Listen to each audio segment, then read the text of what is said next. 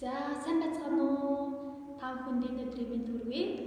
Өнөөдрийн манай зочноор Баянүргийн аймгийн Цэнгэл сумаас ирсэн Цолмон ярилцах байна. Сайн байна уу? Сайн байна уу? Таны нэр хэм бэ? Намайг Хүрэлцаатын Цолмон гэдэг. Та хаанаас ирсэн бэ? Би Баянүргийн аймгийн Цэнгэл сумаас ирсэн. Одоо та сурж гин үү? Эсвэл ажиллаж байна уу? Би сурдаг. 1-р курс. Ямар сургууль? Туваасын их сургууль. За ямар чиглэлээр сурж байгаа вэ?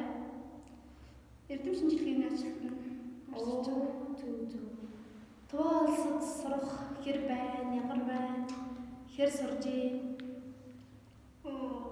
Гайвээл. Суралын. За амжилт хүсье. Сайн сураарай. Баярлалаа. Цэнгэл сумын талаар жоохон ярьж өгөөч.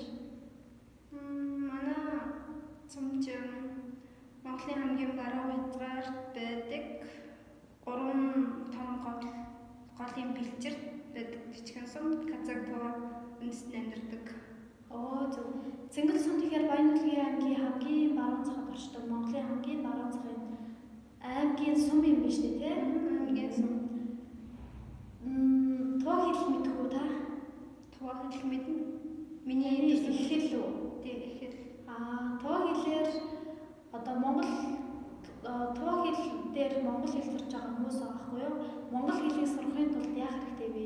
Хүмүүсд өгөхөд. Монгол хэл амархан уу? Эсвэл аюу хэцүү юу? Монгол хэл амархан шүү дээ. Миний бодлоор л амархан. Зүгээр 1-р ангиас эхлээд сурсан болохоор шүү дээ. Миний одоо хэмжсэн амархан санагддаг.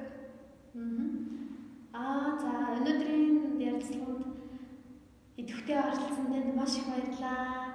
Сурлах хөтөлбөрийн өндөр амжилт хүсье. За баярлалаа. Танд ч баярлалаа. За өнөөдрийн ярилцлага маань нүгээр өндөрлж байна. За баяртай.